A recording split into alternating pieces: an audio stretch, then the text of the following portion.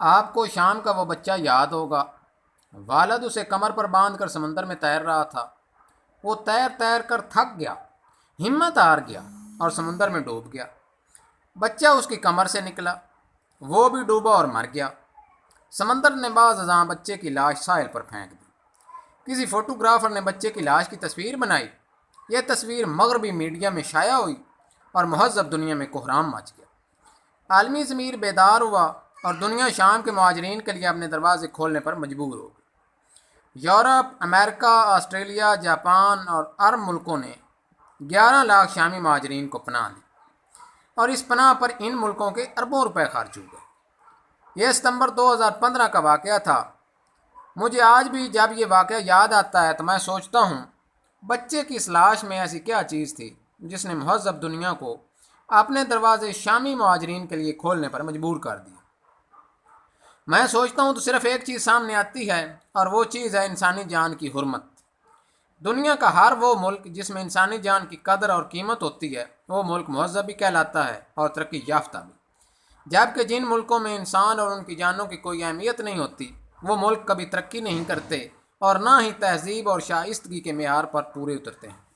یہ ملک بیچارے کبھی ملک بھی نہیں بن پاتے اور ہمارے زوال کی سب سے بڑی وجہ انسانی جان کی بے قدری ہے۔ ہمارے سامنے خواہ 1000 لوگ مر جائیں ہمیں کوئی پرواہ نہیں ہوتی، ہمارے کانوں پر جوں تک نہیں رینگتی۔ کراچی میں فضائی حادثہ ہماری اس قومی بے بسی کی تازہ ترین مثال ہے۔ ہمارے سامنے 97 لوگ مر گئے لیکن ہم اگلے ہی دن اس حادثوں کو بھول چکے تھے۔ ہمیں یاد ہی نہیں تھا کہ یہ 97 لوگ بھی لوگ تھے اور یہ قومی بے حسی اور ریاستی نالائکی کی وجہ سے چند سیکنڈ میں دنیا سے چلے گئے۔ کیوں؟ کیا ریاست کے کسی ادارے کے پاس اس کیوں کا جواب ہے؟ پوری دنیا میں فضائی سفر کو محفوظ ترین سفر سمجھا جاتا ہے۔ سال سال گزر جاتا ہے لیکن دنیا میں کوئی فضائی حادثہ نہیں ہوتا۔ دنیا میں 42 ایسی ایئر لائنز ہیں جن کا آج تک کوئی طیارہ کریش نہیں ہوا۔ آسٹریلیا کی ایئر لائن کنٹاس کا 1991 سے کوئی ایئر کریش نہیں ہوا۔ بوئنگ ایئر لائن 1929 میں بنی، آج تک کوئی حادثہ نہیں ہوا۔ برٹش ایئر ویز کا آخری حادثہ 1985 میں ہوا تھا۔ Virgin airline 1984، Ryan airline 1985، Emirates 1985، easyJet 1995، Etihad 2003 اور قطر ایئر ویز 1993 میں بنی اور آج تک ان کا کوئی فضائی حادثہ نہیں ہوا، جبکہ پاکستان میں 72 برسوں میں 83 فضائی حادثے ہو چکے ہیں۔ PIA کے اب تک 21 جہاز کریش ہو چکے ہیں اور ان حادثوں کی وجہ سے دنیا کی غیر محفوظ ترین ایئر لائن میں شامل ہو چکی ہے، لیکن ہمارے کانوں پر جوں تک نہیں رینگی۔ ہم نے آج تک PIA کو ٹھیک کرنے کی کوئی کوشش نہیں کی۔ ہمارے پاس صرف 32 جہاز ہیں، جبکہ قطر ایئر ویز کے پاس 237، ایمریٹس کے پاس 257 اور اتحاد کے پاس 102 طیارے ہیں۔ ہم 32 طیارے نہیں اڑا پا رہے، جبکہ ہم سے چند میل کے فاصلے پر یہ تینوں ایئر لائنز دن دگنی اور رات چگنی ترقی کر رہی ہیں۔ کیا ہم صرف 32 طیاروں کو بھی حادثوں سے نہیں بچا سکتے؟ توف ہے ہم پر۔ دنیا بھر کی ایئر لائنز کیوں محفوظ ہوتی ہیں؟ یہ صرف اور صرف عالمی SOPs کا خیال رکھتی ہیں اور بس۔ ہم میں کیا اتنی اہلیت بھی نہیں؟ دنیا بھر میں ایئرپورٹس شہروں سے باہر اور پانی کے قریب بنائے جاتے ہیں، جبکہ جہاز بھی آبادیوں پر نہ گریں اور یہ اگر رن وے پر سلپ ہو جائیں یا پائلٹ کو کریش لینڈنگ کرنا پڑے تو یہ جہاز کو پانی پر اتار لے۔ آپ نے کبھی سوچا دنیا جہان کی فلائٹس میں تیرنے والی لائف جیکٹس کیوں ہوتی ہیں؟ کیونکہ تمام جہاز پانی پر اتارے جا سکتے ہیں۔ چنانچہ مسافروں کو ڈوبنے سے بچانے کے لیے ان کی سیٹوں کے نیچے لائف جیکٹس رکھ دی جاتی ہیں۔ دنیا کے 90% فضائی حادثے لینڈنگ اور ٹیک آف کے دوران ہوتے ہیں، چنانچہ پائلٹس کے پاس آپشن ہوتا ہے یہ جہاز کو پانی پر اتار لے۔ لیکن ہم نے پورے ملک میں کوئی ایئرپورٹ پانی کے قریب نہیں بنایا۔ ہمارا کراچی کا ایئرپورٹ بھی سمندر سے دور ہے، چنانچہ ہمارے جہاز جب بھی گرتے ہیں یہ تمام مسافروں کو ساتھ لے جاتے ہیں۔ ہم یہ فیصلہ کیوں نہیں کر لیتے آئندہ ہمارے تمام ایئرپورٹس پانی کے قریب بنائے جائیں گے؟ کیا ہمیں یہ فیصلہ کرنے کی اہلیت بھی نہیں؟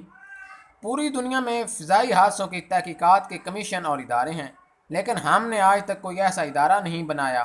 ہم ہر حادثے کے بعد عارضی کمیشن بناتے ہیں اور یہ کمیشن سال 1.5 سال موجیں کرتا ہے اور پھر ڈھیلی ڈھالی سی رپورٹ دے کر कराची के मौजूदा हादसे के बाद भी एयरफोर्स के 4 अफसरों का कमीशन बना दिया गया। आप बेहिसी की इंतहा देखिए, इसमें सिविल एविएशन, पुलिस और सीक्रेट एजेंसी का एक भी अफसर शामिल नहीं। कमीशन के किसी अफसर ने आज तक मुसाफिर त्यारा नहीं उड़ाया और ये सिविल एविएशन के SOP से भी वाकिफ़ नहीं है। चुनांचे इनकी रिपोर्ट्स की क्या हैसियत होगी। दूसरा हादसा, अगर किसी दहशत गर्दी या सुस्ती का नतीजा निकल आया तो ये कमीशन मुजरमों का तयन कैसे करेगा? क्या इसके पास पुलिस के इख्तियारात हैं? क्या ये किसी मुजरम को गिरफ्तार कर सकेगा? अगर नहीं तो क्या हम हादसे के 3-4 माह बाद पुलिस को तहकीकात का हुक्म देंगे? अगर हाँ तो इन तहकीकात की कानूनी हैसियत क्या होगी? क्या हम में मुस्तकिल कमीशन बनाने की अहलियत भी नहीं? आप बेहिसी मुलाहजा कीजिए, लाहौर से DNA की टीम कराची बुलाई गई। ये टीम बाई रोड कराची पहुंच गई तो सिंध हुकूमत ने इसे नमूने नहीं लेने दिए। क्यों? क्योंकि सिंध हुकूमत पंजाब को DNA का क्रेडिट नहीं देना चाहती थी। लिहाजा लवाहिकीन हादसे के 11 दिन बाद भी लाशों के लिए ख्वार होते रहे। क्या हम में इतनी सी कोऑर्डिनेशन की अहलियत भी नहीं? हमें 4 दिन तक ब्लैक बॉक्स नहीं मिला था। जब एयरबस के टीम ने ब्लैक बॉक्स के बगैर वापस जाने से इनकार कर दिया तो हमें मजबूरन ब्लैक बॉक्स तलाश करना पड़ गया। क्या हम वक्त पर ब्लैक बॉक्स भी तलाश नहीं कर सकते? एयरबस ने हादसे के 72 घंटे बाद कोरोना और लॉकडाउन के बावजूद अपनी 11 रुकनी टीम कराची पहुंचा दी, लेकिन हमारे वज़ीर आज़म और वज़रा को आज तक कराची जाने की तौफीक नहीं हुई। आप सिविल एविएशन और एयरपोर्ट सिक्योरिटी की तैयारी ही देख लीजिए। त्यारा उनके सामने डोल रहा था, उसके अगले पहिए नहीं खुल रहे थे, लेकिन किसी ने रनवे को आग से बचाने के लिए छिड़काव किया और ना फायर ब्रिगेड और एमरजेंसी का ऐलान किया। पूरा सिस्टम चुपचाप त्यारा गिरने का नज़ारा करता रहा। क्या हमें ये अहलियत भी नहीं? हमने त्यारा गिरने के बाद भी क्या किया? लाशें ईदी और छिपा फाउंडेशन ने हस्पतालों तक पहुंचाई। लवाहिकीन को पानी और अफ्तार आम लोगों ने कराया और इंतकाल करने वालों का डाटा सोशल मीडिया के ज़रिए गैर सरकारी पेजेस ने वायरल किया।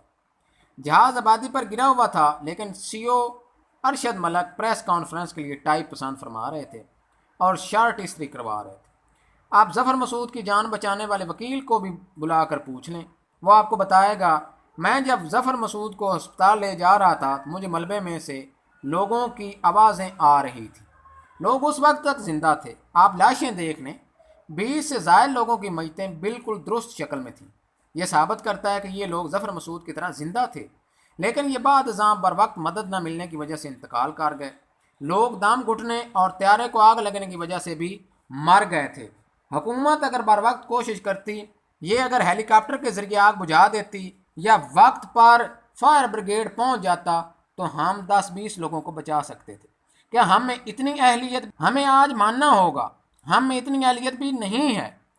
वो रियासत जो एयरपोर्ट के गिरदोनवा में गैर कानूनी तामीरात नहीं रोक सकती, जिसके पायलट अल्लाह के आसरे पर त्यारे उड़ाते हैं, जिसके कंट्रोल टावर में बैठे लोगों को त्यारे के बंद टायर नज़र नहीं आते, जिसके पास लाशें निकालने का कोई बंदोबस्त नहीं, जिसके सदर और वज़ीर आज़म जाए हादसा पर जाना अपनी तौहीन समझते हैं, जो 10 दिन बाद भी लाशों का तयन न कर सके और जिसके इदारे एक दूसरे को DNA के सैंपल ना लेने दें।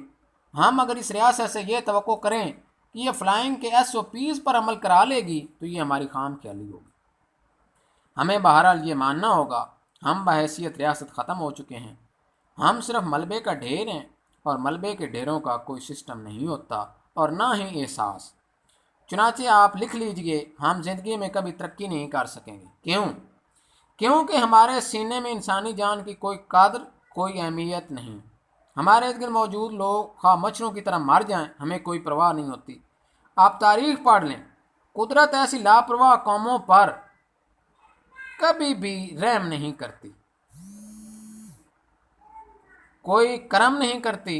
ऐसी कौमें मिलाकर एक दूसरे को नोच नोच कर ख़त्म हो जाती हैं और हम भी तारीख के इस अंजाम की तरफ तेज़ी से दौड़ रहे हैं।